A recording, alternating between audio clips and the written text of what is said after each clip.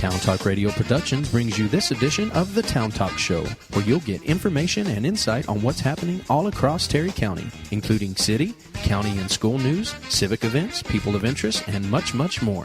And now, here's Town Talk.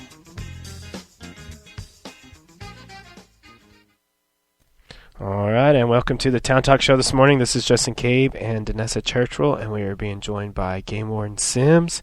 We're going to see what Game Warden Sims has been up to, maybe talk a little Lone Star Law with them, and several other things. But first, let's hear from our sponsors, and we'll be right back.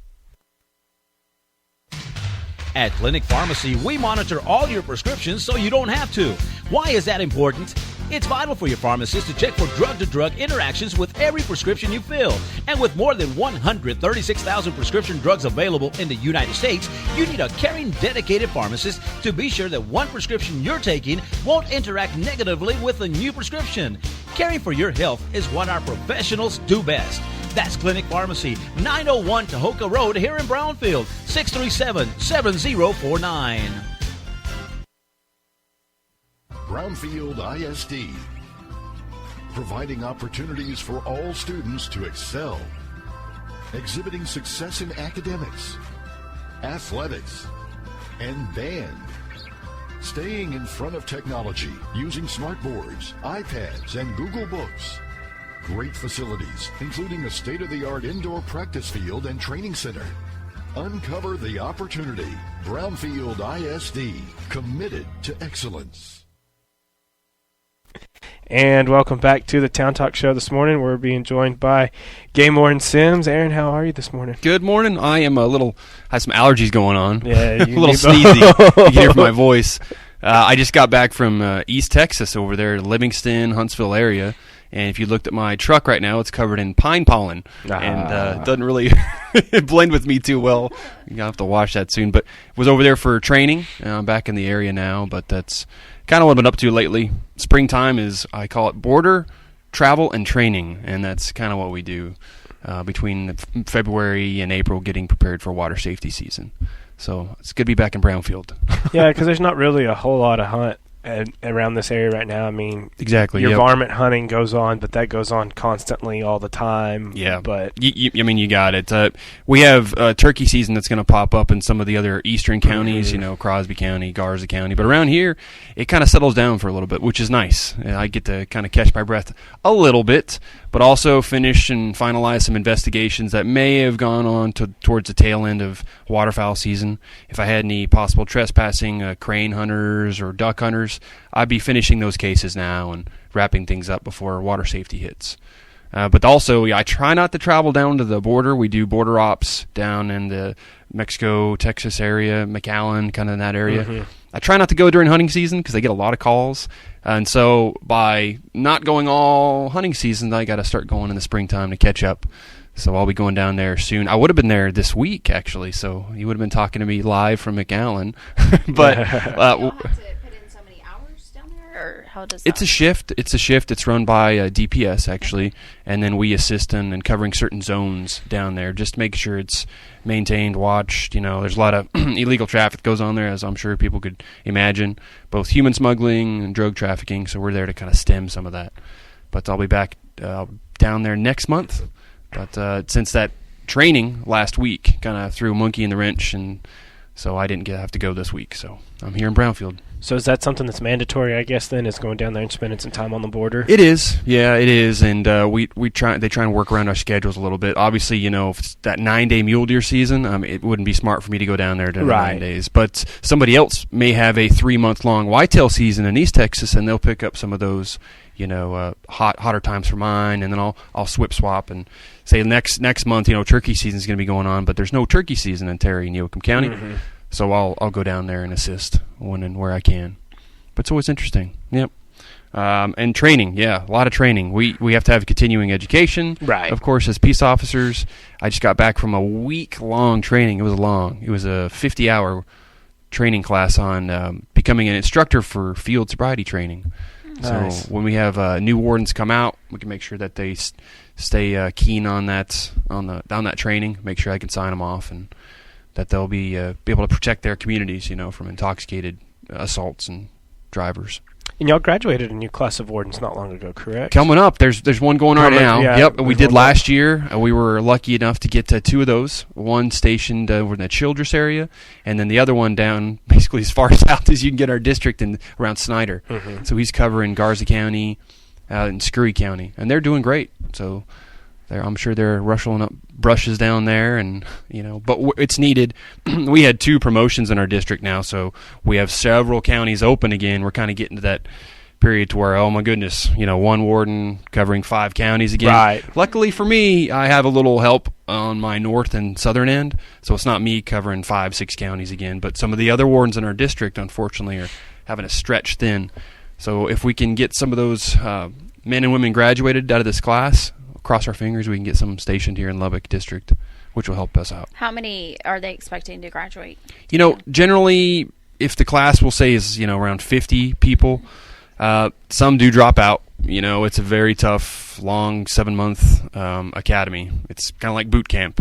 And so I want to say it's about 39 right now. There's a mix between game wardens and state park peace officers too. So there's going to be several of those that are going to be stationed at a state park in Texas, and the rest are game wardens are going to be stationed, of course, state police anywhere in Texas. But the applications are still open. They're going to be open until April 7th, so we're looking for good men and women to apply. Justin, go ahead and apply, please. Because it's a great job. You can head on to our website, and if you've been watching Lone Star Law, which we could talk about, it's a fun job. I'm a little biased. It's my job, but I love it. I love the outdoors. But April 7th is the last day to accept applications. You got to be 21 years old. I have a 10-year-old that would love to drop out of school and apply. Well, we want him to come work for us, but tell him, I wait a few years. Yeah, wait a few years. When I go to the presentations for high schools, middle schools, I say, what starts right now? And that really gives parents the extra ump. You're like, well, if you like what they do in Lone Star Law, that starts with your homework tonight. Yeah, we use that in our house. Good, we do. Good, because it's very important, because you have to continue on, be successful, and get your degree. You have to have a bachelor's and a variety of things. It can be in anything, but generally it's criminal justice or wildlife management. But it can be in business. It can be in psychology. But we just have to have that 4-year degree, and then 21 years old. And then obviously a clean criminal history record, because we do get some people that apply that I was going to say, does that get a lot of people? Or yeah. So if you've been arrested or have a criminal history, if you apply, you're going to get bounced. So just obviously keep your nose clean throughout college, and don't have a lead foot. Speeding tickets don't automatically throw you out, but when you're trying to decide between 10 different people and this person's got 10 different speeding tickets and this one has maybe 1, we're going to lean towards the other one. So just don't have a lead foot. How many applications do they usually end up accepting? Is there a limited number, I'm assuming? Well, we'll accept all applications, but as far as people actually getting in and passing the requirements. Right. So we switched to an online electronic system now, which I'm sure our human resources likes a whole bunch, because it used to be paper applications. When I applied, I had to do the old paper application, send it in a manila envelope. I know we're showing our age, right? But there was no online system. But now it's nice to where, if you say you check the box that says, yes, I've been arrested for a felony, then, it's going to spit you out of the system and send you an email saying, although we appreciate you applying, we can't have felons, as peace officers. And then once it goes through that whole filtering system, it'll go to an interview process, and then there's a physical test you got to do, including, I call it the run, jump, swim, and play test. But there's a lot of stuff you got to do. You got to swim, you got to do a field trial, run around a track, push-ups, sit-ups. But anyway, the interviews is key too. And if anybody's thinking about applying, make sure you work on your communication skills, because you could be the best person on paper, but if you can't really describe that to a board panel of 4 or 5 game wardens looking at you and intense. It's nervous, I get it, but you got to be able to explain yourself. What's on paper is different than what's in person. Right. So it's important. Work on your communication skills. So take some public speaking classes if you're in college. Yeah, I recommend that. Every time I go to these recruiting events, I'll be at one at Texas Tech this month, and I'll remind those individuals, hey, you need to brush up on your communication skills. Well, because you never know when you're going to be the guy like you who is the face of the media around this area. Right. Everybody has their own certain interest. Of course, my interest is in the media and talking to, reporters and media people like you all. But that's my interest. There's other interests. Some people like the canine team, and once you get on as a game warden for a couple years, you can apply to be on the game warden canine team or search and rescue. But even the basic communication skills, you're right, as a game warden, you're going to have, whether it's on the last segment we were talking about hunter education, you got to be able to talk in front of people, stand up, say a message. And then we do a lot of public programs, whether it's talking to schools or civic groups, Rotary Club, the Lions Club. And if you can't obviously form a few sentences in front of people in a clear and concise way, then, you won't be very successful. Right. So it is important. But April 7th, and apply. Go online. tpwd.gov. So check it out. But Lone Star Law, yes. Have you all been watching on Sundays at 8 Central, Animal Planet? Our DVR is As I say, the DVR is set Me too. because usually I'm laying with Tucker because 9 o'clock's his bedtime. And so that's 9 o'clock's when it's been coming on. I think 8 Central, Yeah. and then they'll show some reruns. Right, but yeah, we've been Yep. we've been recording it that way he can watch it the next day. Oh, great. Yep. He calls it the alligator show because there's always an alligator on that There's they're always somebody getting, and so rescuing or relocating, and I'm glad it's them. I'll have some of the partners that are on the show I've watched. I'm like, better you than me. That's why they stationed me in West Texas. Yeah. Me and alligators. But, I'm a born and bred desert rat, so I don't know what to do with an alligator. I just look at it and say, okay. well, that's what I was going to ask you. Whenever you were going through your training and stuff, did you actually have to wrestle one Yes, as part of your training? It's part of the training. That's what I thought. Yes, yeah, because most parts of Texas, when you're over there and you have water, you could have the option of trying to relocate an alligator. And yes, we had 3 different sizes. It was kind of interesting in the academy. We had a small, medium, and a large. And so then we practiced on the small one first. Like a real one. Real live. They brought them in on a trailer. Wow. It was wild. Talk about my heart beating. Yeah. It was almost out of my chest. We do a lot of stress training in there, just scenarios and firearms. And you think that's stressful, but you hand me some duct tape and maybe some twine and say, there's the alligator, get him. Yeah. No. Warden Sims was kind of freaking out on that one. So, anyway, I was glad. But yeah, you gotta make sure it's secure. And it's interesting. Once you get that tape around the mouth, it's pretty secure. Because we all know that when they close their mouth, they have so much pressure, but opening is different. So if you can get a little bit of resistance on there, maybe even a thick rubber band, it'll keep them from opening it up and snapping your finger. Wow. Yeah, but we always freak out. There was a couple classes before mine to where a game warden cadet, of course, he jumped on it, but he didn't get his hands around the mouth fast enough, and it did bite his finger, and it spit it clean off. So I was thinking about this as And he was before you? Yes. Oh, yes. Not right before me. He was in a couple academies before me, but the story prevails every year. They're like, now this one time. But could you imagine And it being probably in his grows, class too. and watching that and thinking, I'm next. No, I'd be done. But I'm next. I'm heading up. Yeah. I'll find a new job. I'll do 1,000 push-ups if I don't have to. Mess with the gator. Woo. Yeah. Every once in a while, I have to deal with a hawk or something like that, or the bald eagle if it's something really interesting. But alligators. So yeah, he calls it the alligator show. I tend to agree. There's a lot of alligators on there, and a lot of it gets filmed in East Texas and the Gulf Coast. But I believe maybe this coming Sunday, there might be some local stuff on there. So stay tuned. I watch it for the first time when everybody else does too. I mean, I don't get to see these episodes before they air, so I'm always glued to the TV. And they film way more than what they actually put on for us to watch. So you don't even know probably what's going to be on. Right, there. exactly. And when they ride with you for days and sometimes weeks, and some of it's edited too. Yeah, I watch it and go, oh yeah, I said that. Because I worry too. I'm like, oh okay, that sounded pretty good. You wonder after they're filming with you for some of these days or 15, 16-hour days. You start getting tired, and you gotta. It's reality. It's, I guess, considered reality TV. So do they ever? Oh wait, let's shoot that again. Like, you guys don't do that, right? I mean, your show is? It is what it is. It's not retakes. It's not. It's as real as it gets. Yeah. And with that being said, there is, like you said, a lot of editing down. So if I'm sitting watching for a spotlighter to go on a road or shoot off a road, right? I'm sitting there for sometimes hours. And, listening to traffic, and if I have to respond somewhere else, I will. But they will edit that 3-hour span down to me sitting, and then going, hey, there's a light. So, you don't have to sit there watch me eating sunflower seeds trying to stay awake at 2 a.m.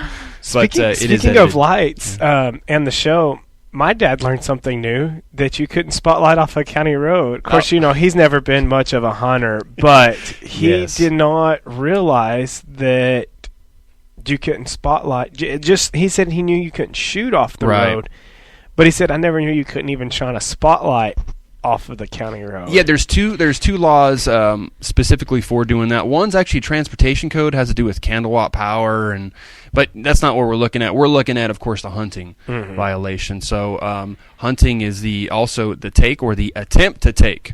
So if you have an individual driving down a public road and they have a weapon right next to them, and they are swinging that light from the road, they're using that road to aid them in hunting, and of course that's one of the things I ask is I'll come up on a situation and they're spotlighting all over the road, which is a violation, if they're going to be hunting. But also I'll ask, do you have permission from the person to the left of you or to the right of you?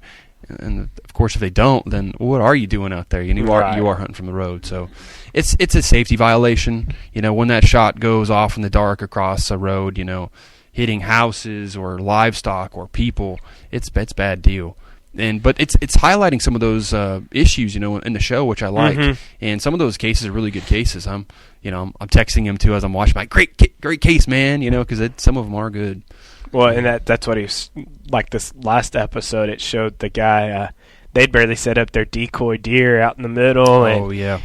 He comes up, shining the spotlight, and game warden's standing right there. They turn around and run from him. Yeah, is that the one where they're going over 100 miles an hour? I'm like, you idiot! You just turned a misdemeanor into a felony. Yeah, felony evasion. That was a bad deal. I got to go spend some time in jail. The driver did. And I think about this, and I ask them too. Even when I catch, unfortunately, and arrest some people, I ask them at the every time, I say, was it really worth it? It's a deer. Yeah. I get it. I like hunting too, but was it really worth it? So think, pause, contemplate, whatever you need to do, but don't hunt from the road.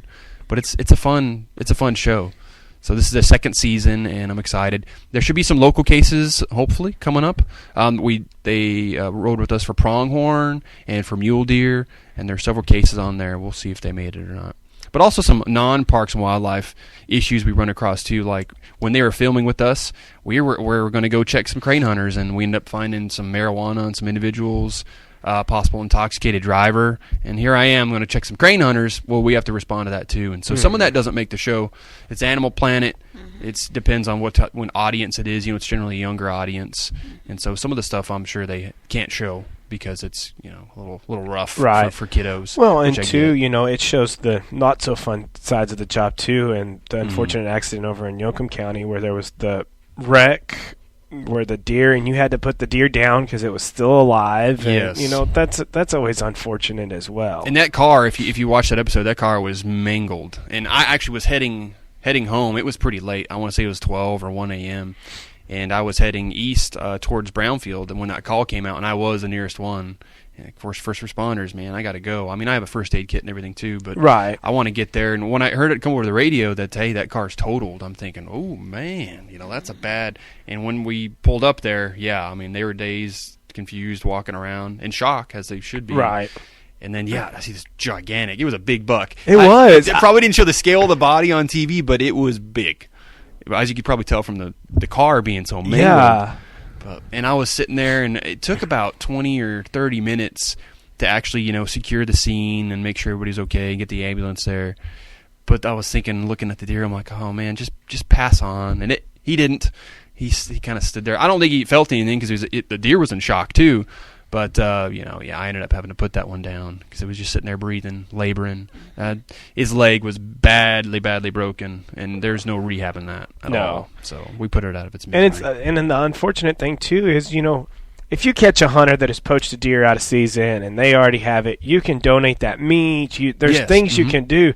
In that situation, there's nothing you can do except put that deer down. Right. Because that meat's bad because of the stress and being traumatized. And you got it, yeah. It's a lot of the meat's spoiled. We call it fever, and it's sitting there, if it's got broken bones, there's stuff leaching out into the system and the body cavity. That's probably not a good thing. But, if we can get something that's relatively fresh and and cleaned already, preferably. And if I end up seizing it, I'll find some. I have a short list on my phone. I save it. My contacts as possible deer meat, and I'll scan through and I'll go to the next person down the list if they can use the meat. Whether it's that's dove meat, quail. When I seize quail, I'll do that too. But that deer, unfortunately, we had to leave it. But nature really does take its course. I would say 2 days, it was gone. I mean, the rib cage was there, but people think, oh, you're just feeding the coyotes. Well, first off, coyotes, they do have a specific role in our ecosystem. But I also, when I drove north towards Morton, because it was right off of 214, the accident, I saw a little fox gnawing on it when I drove by. So, foxes, and it goes back in the system. So we may not be able to eat it, but the critters will. Oh yeah, and it keeps that population going. And you're right. They're there to serve their purpose as well, and that's what they're doing by. What is it? The Circle of Life. Circle. You want to sing the Lion King? Yeah. I almost busted out into song. I'll save our audience. Well, let's take our final commercial break, and we'll be right back and talk some more with Aaron Sims. When it comes to delicious food, great wine, and an inviting atmosphere, look no further than the Triple D.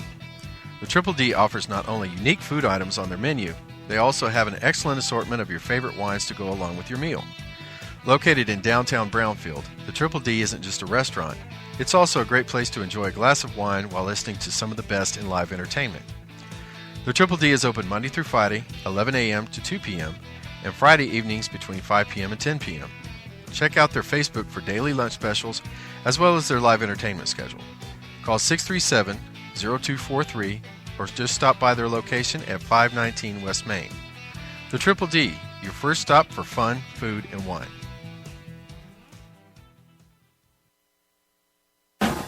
Woo! Big Mac, Mac Jr., Grand Mac 2. That's 3 Mac sizes made just for you. So no matter where you might be at, there's a Big Mac for that. Big Mac for that. Lunchtime already. Today's extraordinary. Big Mac for that. Got rid of all that spam. Clear the paper jam. Big Mac for that. Juicy, cheesy, iconic Big Mac burger. Now in 3 sizes. Only at McDonald's for a limited time. Man, I'm loving it. At participating McDonald's. Ba-da-ba-ba-ba. All right, and welcome back to the TownTalk Show this morning. Hunting season's kind of wound down in this area for the most part, and you talked about having to go and do some continuing education and border stuff. I guess the next big thing you'll have to tend to is water safety. Water safety, that's right. We're getting that time of year again. Gets a little warmer out there, and it seems like it's warmer earlier this year for whatever reason, and that means activity on lakes start to pick up. Specifically around here, you have Lake Allen Henry and Buffalo Springs. I'll work Lake Allen Henry on some operations, whether it's a big 4th of July weekend. Depending on where we know a lot of the traffic's going to be, they'll kind of tend to send me that way. But also Buffalo Springs, that's primarily where I go every time. And it's a decent lake. The lake levels maintain on Buffalo Springs. They really don't change. It comes from all those little playa lakes around Lubbock. It dumps into Buffalo Springs, so it keeps it level. And there's always something going on over there. And that's a recreational lake. So you have lakes across the state there's one, a fishing lake, and there's other ones that are just purely recreational. Buffalo Springs is one of those recreational lakes. Yes, you do have some fish in there, but a lot of people take their jet skis and drive them around and test out their new boats, which is great. But yes, the whole aspect of that is water safety, right? So we want to make sure everybody's safe out there. Make sure you have all your safety equipment, life jackets. One of the most unfortunate things we have to do in the state of Texas as game wardens is work drownings. We're the primary law enforcement on the water, and we investigate drownings, boating accidents. And that's the worst thing, is having to pick up a body off the bottom, and it's a bad deal. That was on one of the very first episodes this season. Of them finding a body. I mean, it's cool to see the technology they use to find it with, but at the same time, you're like, it sucks. Yes, and the statistic. Off the top of my head, I think it's close to 80% from the Coast Guard of all fatalities on the water. People are not wearing their life jackets. So I sound like a safety nerd, but when I'm out there and my brother has a boat, we go on Lake Conroe, I'm always wearing a life jacket. You can get cool looking ones. You don't have to wear those, square orange ones. Get the get a cool slick looking one, but you don't see that thing come off me. And it's kind of like when, you're driving on the road, it's not really you worry about, it's the other people. Mm-hmm. It's the same thing when you're on the water, Why take that chance? Just put it on. If you want to anchor up and kind of float out there, that's fine too. You can take it off, but otherwise, I just keep it on all the time, and it's just one of those unfortunate things. If you keep it on, even if you were to get hit, on the side or something, you fly out the boat. When you're unconscious, you can't swim. Right. And here's the deal: if you're unconscious on land, you'll fall down on the ground, but you'll still breathe.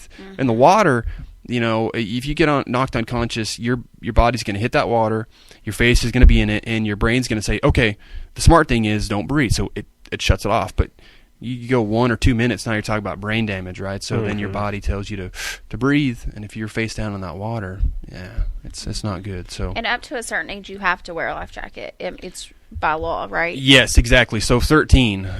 So anything underneath that, you're going to want to have it on at all times, and that's a no tolerance on that one. Anytime I see that, of course I educate. I'm not a mean about it. I'm not a jerk about it, but I say, hey, I don't want to pick up a young kid off the bottom of the lake. So we educate, and every time, if you have to write the citation, I write it. But we have a good conversation on why, and they for the most part, I'd say almost 100% people understand that, and they say, yeah, it's my fault. We got underway, we got excited maybe about going fishing or skiing, we forgot to put it on, and make sure that they're actually for children. They'll try and put an adult one on there, and it's kind of one of those funny things I show them. If I see that happening, I tell the kid to stand up, and I grab the shoulders and I say, hey, look at this, and they just slide right out, and they're like, oh yeah, I guess that's why. Of course, the kid's probably laughing about sliding out. The parents are like, crap. The kid's having a good time, but they're like, oh, that's why we probably should have a child size life jacket on there. And do a lot of the swimsuits now for little ones have the built-in floaties? Does that qualify, or does it have to actually be an actual life jacket? Some of those do, and in fact, I'll end up checking them anyway, because there's about half of them that do and half of them that don't, and I want to make sure that they are the Coast Guard approved. So anytime you purchase one of those things, flip it over somewhere on the back. There's going to say it's a Coast Guard application that says what type it is and that it's approved for a flotation device. Okay. If it doesn't say U.S. Coast Guard approved, it does not count. So there's the swim floaties that you can get that are really cheap for swimming pools that assist in them swimming. That's different than the flotation devices. Yes. So, but there's some nice ones nowadays for kids too, and that's great. We want them to recreate. We want them to enjoy the water, respect the water. But if you can get one of those fun ones that they'll actually keep on and not squirm out of, and they enjoy wearing, that's even better because they'll keep it on. Yeah, which is what we want. But yeah, as activity picks up, we'll start patrolling more. And heck, if it's this weekend, it's spring break this week, right? So I'll be out making sure everybody's having a safe time. But I may end up hitting Buffalo Springs this Saturday because I know it's going to be a little busy. If it's it's supposed to be it's supposed to be a lot warmer. Yeah, yeah. Today I was like, what's the deal? A cold front blow in? Right. I had short sleeves on. I'm like, I should have done the long sleeves. It's 60s but out there. Tomorrow it's supposed to be hot. Yeah, by the weekend I think it's supposed to be in the 90s. The yo-yo days. I know. That's when you dress in layers. Exactly. Yeah. Well, Aaron, we want to thank you for coming on this morning and talking with us. And thank you for everything you do out in the county. I know that some people have grumbled when Game Warden first came in, but yet they're still grumbling. What are you talking about? some people are always going to grumble. But it's definitely nice to see and know that things are protected and things are going well, especially for somebody who's not only a hunter but a landowner himself. That's right. It's nice to know that things are watched after. Yeah. You bet. It's enjoyable. So thank you very much for having me. I always love coming in here and talking with you all and the local people of Terry County. So for the Town Talk Show, this has been Justin Cabe. And Danessa Churchill. We will see y'all tomorrow.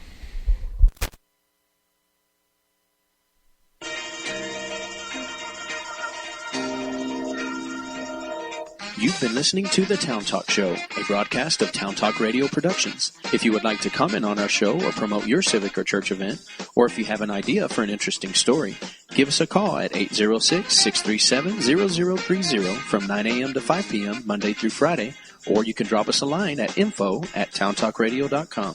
You can also follow us on Facebook. Thanks for tuning in and have a great day.